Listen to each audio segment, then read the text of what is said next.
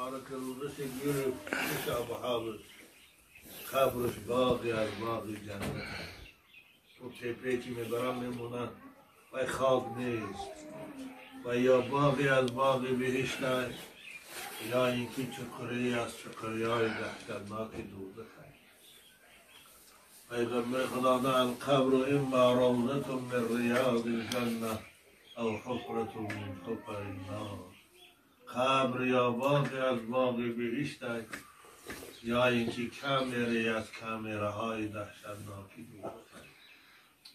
القبر اما نعیم و اما عذاب قبر یا جای راحت است برای مومن ها برای بندگان پاکیزه و صالح جای راحت است برای فاسق و بینماز برای عرقخور و زناگار کمره دهشتناکی مثل کمره هایی که حکومت دارن برای جنایتکارا چه عذاب های دهشتناک بتینشان این چه عذاب است این یک انسان مثل خود در دومیکت میزنه یا سویده بمونه اما در دوزخ ملائکه های الهی که ویرا خدا از قهرش آفریده ذره در اونها رحم نیست اونها با دوبینکه های آتشین میزنه چه عذابی بنابر وقتی که بنده مومن در قبر میموندیم سید غازی را اول کسی که براش صدا میکند قبرش بدهی و حدش بدهی بنده خدا اگر داخل من آمدی با طاعت و با یاد خدا باشی من برای تو باقی از باقی جنت میشم اما اگر داخل من آمدی در حالی که نه نماز داری نه روزه نه ذکر خدا داری فقط به نمازی و عرقخوری زناگاری من برای تو کمری از کمره های عذاب هستم تیاری شدی وای به حال انسانی که در این حالت این صدا را دهشتناک از قبر نشنم و بخواهی که عزیزان من قبر شما باقی از باقی جنت شما بچه های خود رو در این دنیا 5 وقت نمازتان بخوانید به خاطر گاو و مال و به خاطر بچه و دختر و زن و از یاد خدا غافل نشه ملکه تاشی مخاطرت بچه هاش کدیش رفتن در خاک نرفتن گاو و مالش رفت نرفت خودشان تنها رفتن ما و شما هم تنها میریم اینا با زندگیشان رو میبینیم مقصد من این نیست که کار نکنه میلش کارم کنه برای زندگیتان اما 5 وقت نمازتان در وقت شما خانه همسایه مسجد دوی در بچه های غازی بشان نمازتان خانه رمضان مبارک که شد به خورسندی خاندان تا بچه دخترکاتان امر کنه روزه گیرند اگر تی گرمم باشد از حرام های خدا عرق و زنا خودتان نگه داره در انسان طاقت عذاب خدا نداره گناه عرق نوشی زناگاری آدم فروشی خبرکشی حقارت اینها عذاب هستند برای خدا اگر در دوزخ تو رو میسوزند مار و کژدم میشوند کردار تو میدرانند از غضب اعضای تو این لحظه راحت داره زناگاری و خرطبازی و بینمازی و روزخوری اما یک عمر عذاب داره یک عمر حسرت دار و داد و فریاد داره اما کسی دیگه صدای تو رو نمیشنه بنابر خداوند ما و شما را در این دنیا برای حیات موقتی آفرید برای همیشگی نه 60 سال 50 سال 90 سال اگر دراز عمر بینیم آخرش با مرگ پیش خدا میریم مثل که در رحم مادر 8 ماه و 9 ماه بودیم به دنیا آمدیم این دنیا هم مثل اوست از اینجا بریم داخل قبر از داخل قبر روز قیامت پیشگاه خدا رو میخیزیم آن روز برای این حیات دنیا من جواب میتیم اگر جواب داده تانستیم و آدم خوب باشیم اهل ایمان و اهل مسجد باشیم دوست خدا باشیم خداوند برای دوستاش بوستان سرای بهشت آماده با همه زیباگی ها و راحت ها بهشت دیگه پیری نداره بهشت دیگه پادردی نداره دیگه بهشت غم ندارد، بیماری ندارد، کمبغلی ندارد، گدایی ندارد، مرگ ندارد، همیشه راحت. مردهای بیشتی 33 ساله، خانمهاشان 16 ساله، چی راحتی در اونجا، چی خوردن و گرفتنی در اونجا. من اینجا یا چه بسیارتر خوری فشارت بلند میشه، فشارتر خوری غدود زیری معده در میکنن، یا بلاد گرفتن میشه، از زندگیتان بیزار میشی. اما جا بهشتی هر چی بهشتی میکنن، نه معدهش درد میکنه، نه فشارش میکنه، نه قندش بلند میشه. خلاصه جای راحت اونجاست. این دنیا جای راحت نیست. دنیا جای کار و عبادت های. هم زندگی میکنی برای دنیا، هم عبادت میکنی برای سفری در پیش ایستاده. تو با خود ببر توشه خویشتن، که شفقت نیاید ز فرزند و زن. این پادشاه ها برای دوستاشان ویلاها و بستانسرا دارند، لبای دیرا در میبرن میشد میکن الفتاشان. برای مخالف و قانون شکناشان کامراهای دهشتناک دارند در ترماشان.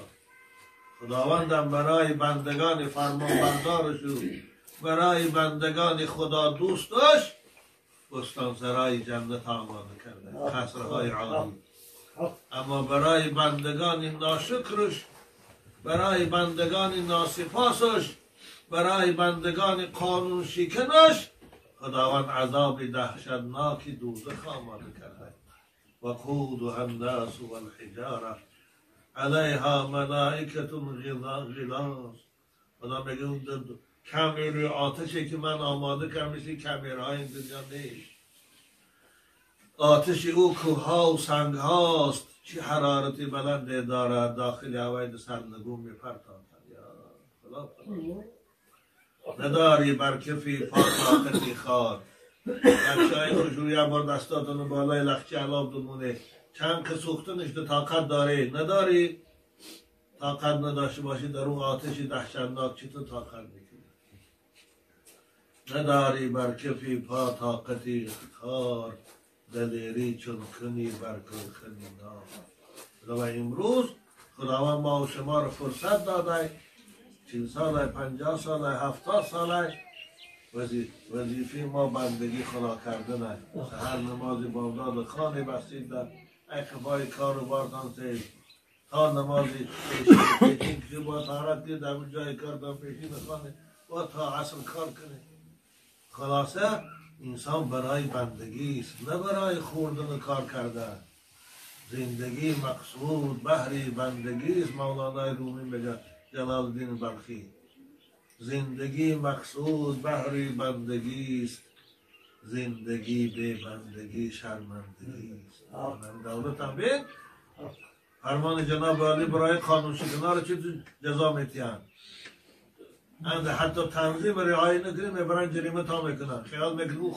خالق آسمان و زمین قانونش میشکنی، عرق نخور گفته عرق مینوشی، زنا نکن گفته زنا میکنی، خیانت میکنی در حق یک کس،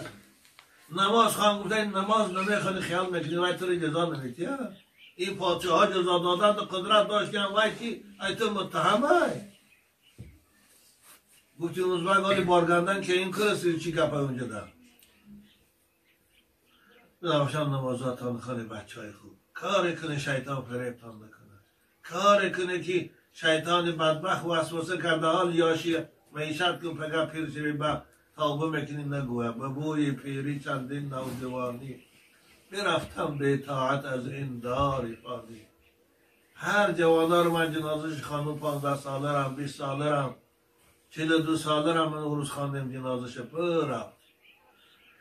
و بوی پیری چندین نوجوانی برفتم به اطاعت از این دار فانی. مبادایی که به اطاعت بمیری، ز نخل باغ عمرت بر نگیری. نم رسول اکرم هلک المصومون، هلاک شدن کسانی که گفتن پگه پیر شویم بر نماز میخوانیم، پیر شویم بر بندگی میکنیم و یا هلاک شدگی هستن. درا پیر طاقتی بندگی رو نمونه، پیر شده اما کیتان نماز به حضور خوانده میتونه نمیتونه دیگه، مسجد رفته میتونه نمیتونه دیگه، تمام جوان شما پریده میره مسجد نمازکاتان میخونه میبین با کار زندگیتان این جوانی رو غنیمت دانید جوان آرهی طاعت امروز گیر که فردا نیاید جوانی زیپی سعدی بزرگوارم میگه به قوم از این نمازات خانه وظیفه من شما رو خبردار کردن است و آگاه کردن است و